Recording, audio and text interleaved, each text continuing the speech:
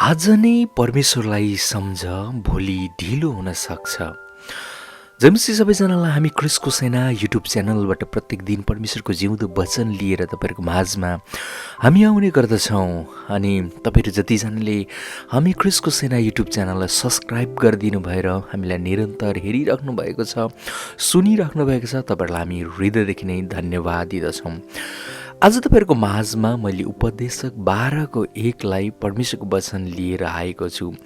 जब जब म यो खण्ड पढ्दछु म भित्रबाट एकदमै धेरै उत्साहित हुँदछु अनि यो उत्साहको कुरा तपाईँहरूको माझमा पनि म सेयर गर्न गइरहेको छु। यो खण्डले यसरी बताउँदछ हामीलाई, दुःखको समय र वृद्ध अवस्था आउन अघि नै जब तिमीले भन्नेछौ यस समयसम्म मेरो मन लाग्दैन, ती समयभन्दा अघि नै आफ्नो युवा अवस्थामा आफ्ना सृष्टिकर्ताको सम्झना गर।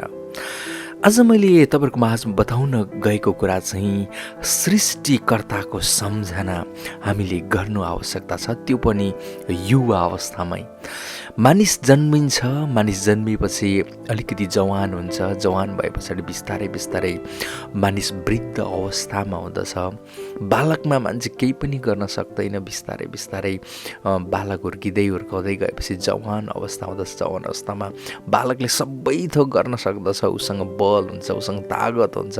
अनि बिस्तारै त्यो तागतहरू पनि सकिँदै वृद्ध अवस्था लाग्दै गए पछाडि, वृद्ध अवस्थामा भए पछाडि मैले यो गर्न मेरो मन हुन्थ्यो तर मैले यो गर्न सकिनँ। हरेक कुरा वृद्ध अवस्थामा चाहिँ मान्छेले गर्न सक्दैन। मान्छेको एउटा जीवन चक्र नै यसरी चलेको कुरा हामी थाहा पाउँदछौँ। प्रिय मित्रहरू, जब उपदेशकको लेखकले जब उसले धेरै कुरा भोगिसकेका थिए, उसँग धन सम्पत्तिको कुराहरू हुन्थ्यो, उसँग बुद्धिका कुराहरू हुन्थ्यो, उसँग हरेक कुरा थियो, पृथ्वी इजरायललाई कयौँ वर्षसम्म राज्य गरेको उसँग अनुभवहरू थियो, हरेक कुराहरू उसँग थियो, उसँग एकदमै राम्रो राम्रो अनुभवहरू थियो, बुद्धिको कुरा हरेक कुरा उसँग थियो। तर उसले उपदेशक 12को 1मा आएर भन्दैछन् कि दुःखको समय र वृद्ध अवस्था आउन अघि नै जब तिमीले भन्नेछौ यस समयसम्म मेरो मन लाग्दैन, ती समयभन्दा अघि नै आफ्नो युवा अवस्थामा आफ्ना सृष्टिकर्ताको सम्झना गर। आज हामी सृष्टिकर्ताको सम्झना गर्नु आवश्यकता छ, त्यो पनि युवा अवस्थामा। तपाईँ मेरो बल तागत हुँदा नै हामीले युवा अवस्थामै परमेश्वरको सम्झना गर्नुपर्ने कुराहरू हामी थाहा पाउँदछौँ। जब जब हामीसँग बल हुन्छ, जब जब हामीसँग तागत हुँदछ, अनि यो समय हामीले यो तागत र यो बललाई हामीले के कुरामा खर्च गरिरहेको छौँ, होइन? जब जब हामीले हाम्रो तागत र बल हुँदा हुँदै चाहिँ हामीले परमेश्वरको सम्झना गरिउन, परमेश्वरको काम गरिउन, र जब वृद्ध अवस्था हुन्छ, हो मैले त्यो समयमा परमेश्वरको सुसमाचार सुनाएको भए हुन्थ्यो, मैले यीशु ख्रिस्टको बारेमा सुनाउँदै गाउँ गाउँमा मैले हिँडेको भए हुन्थ्यो भनेर वृद्ध अवस्थामा आएर हामीले यसरी भन्छौँ भने त हामी के त भन्दाखेरि त्यो एउटा सम्झना मात्रै हुँदछ। अनि त्यो वृद्ध अवस्थामा भएको एउटा त्यो कल्पना मात्रै हुँदछ। तर युवा अवस्थामै तपाईँ र म ख्रिस्ट येशूको सुसमाचार लिएर गाउँ गाउँतिर जानु, ख्रिस्टको काम गर्नु, हामीले परमेश्वरलाई मनपर्ने कामहरू हामीले गर्नु। हामी युवा अवस्थामा जब जोस हुन्छ, हामीसँग जाँगर हुन्छ, त्यो समयमा हामीले परमेश्वरको सम्झना गर्नु, परमेश्वरको काम गर्नु चाहिँ अत्यन्तै धेरै महत्त्वपूर्ण कुरा हामी पाउँदछौँ। जब उपदेशकको पुस्तकको लेखकले पनि आफ्नो जीवनमा हरेक कुरा गरेको थिए, उसँग धन सम्पत्ति, हरेक बुद्धिका कुराहरू, हरेक सबै कुराहरू थियो, तर पनि अन्तिममा आएर उसले के भन्दैछ त, सबै कुरा व्यर्थ हो।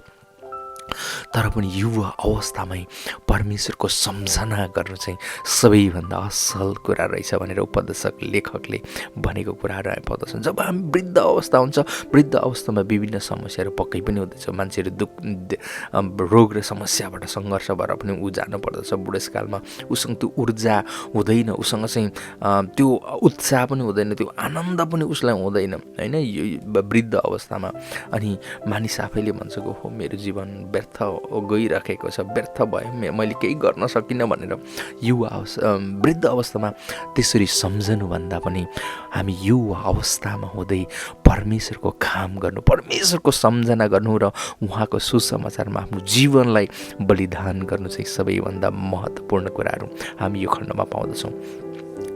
जब म दाउदको जीवनले हेर्छौँ, दाउद जवान अवस्था थियो, उसँग तागत बल हुँदाखेरि उसले आफ्नो जीवन, आफ्नो हृदयलाई चाहिँ परमेश्वरलाई सुम्पिएको छ। ऊ कति धेरै महान काम गरेको छ, ऊ शक्तिशाली व्यक्ति भएको छ, उसले धेरै ठुलो काम गरेको छ। किन भन्दाखेरि युवा अवस्थामा आफ्नो हृदय, अब सबै कुरा परमेश्वरलाई दिएको कुराहरू हामी थाहा पाउँछ। योसेफको कुरा हामीले हेऱ्यौँ भने योसेफ आफ्नो युवा अवस्थामा उसँग हरेक कुराहरू थियो, आफूले खाउँ हरेक कुराहरू सबै कुरा थियो, तर पनि सबै समय चाहिँ उसले के गरेको छ भन्दाखेरि परमेश्वरलाई दिएको छ। बाइबलमा यस्तो धेरै धेरै व्यक्तिहरू छन् जसले आफ्नो युवा अवस्थामा परमेश्वरको कामको लागि उहाँमा आफ्नो साँचो जीवन जिएको कारण उनीहरू महान व्यक्तिहरू भएको कुराहरू हामी थाहा पाउँदछौँ। तपाईँहरू मसँग आज जोस छ, तपाईँहरू मसँग आज जाँगर छ, तपाईँहरू मसँग आज शक्ति छ। यो शक्ति युवा अवस्थामा हुँदै तपाईँहरू मैले उहाँको काममा हामी लाग्नु चाहिँ अत्यन्तै धेरै आवश्यकता कुराहरू हामी पाउँदछौँ, होइन? हाम्रो जवान अवस्थामा परमेश्वरलाई खोज्नु एउटा बलियो बन्दछ। मानिसले जवान अवस्थामा परमेश्वरलाई खोज्नु अनि जवान अवस्थामा हुँदै उहाँको काम गर्नु, यो चाहिँ एकदमै धेरै प्रभावशाली पनि हुँदछ, मानिसहरूको बिचमा पुग्दछ, होइन? एकचोटि मेरो आफ्नो जीवनको एउटा महत्त्वपूर्ण एउटा घटना थियो, जुन समयमा हामी एउटा जवान अवस्थामा हुँदाखेरि चाहिँ हामी कसो गर्थ्यौँ भन्दाखेरि एक ठाउँदेखि अर्को ठाउँ, जहाँ चाहिँ पानी पनि नपाउने ठाउँतिर हामी सुसमाचारको लागि एक ठाउँदेखि अर्को ठाउँमा जान्थ्यौँ। हाम्रो जीवन त्यो समय बदलिएको थियो, त्यो समयको उत्साह, त्यो समयको उमङ्ग, ओहो हामीले यति सुसमाचार गरेको छौँ भनेर आज पनि म सम्झने गर्दछु। तपाईँहरू म आज जवान अवस्थामा हुँदाखेरि तपाईँहरू म कति धेरै हामी आफ्नो त्यो ऊर्जा, आफ्नो पावरहरूलाई परमेश्वर येशू ख्रीष्टको सुसमाचारको लागि हामीले आफ्नो जीवन बिताइराखेका छौँ। एकचोटि हामीले विचार गर्नुपर्दछ, होइन? पछाडि गएर हामी पछुतो किन गर्ने? ओहो मैले सुसमाचार सुनाएको भए हुन्थ्यो, मैले यो गरेको भए हुन्थ्यो, मैले त्यो गरेको हुन्थ्यो भनेर हामी किन पछुतो गर्ने? तर आज नै टाइम हो, आज नै यो युवा अवस्थामा तपाईँहरू म युवा अवस्थामा छौँ र युवा अवस्थामा तपाईँहरू मैले परमेश्वरको सम्झना गर्नुपर्दछ।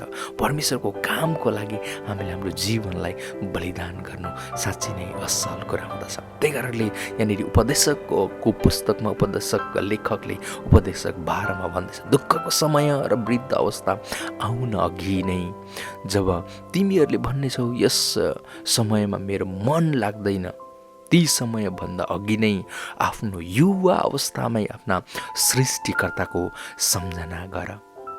प्रेमित्रहरू, आज हामी कस्तो परिस्थिति भएर हाम्रो जीवन बिताइरहेका छौँ? युवा अवस्थामै हामीले परमेश्वरको सम्झना गरौँ, उहाँको काम गरौँ, उहाँको सुसमाचारमा हाम्रो जीवनहरू बलिदान गरौँ, ताकि उहाँको एउटा हृदयको, उहाँको ढुकढुकीको कुरा हामी मानिसहरू कहाँ पुर्याउने गरौँ। हामी ख्रीष्टको सेना युट्युब च्यानलबाट आज यही नै वचन तपाईँहरूको माझमा राख्दै म तपाईँहरूको माझबाट बिदा हुन चाहन्छु। जय मसीह।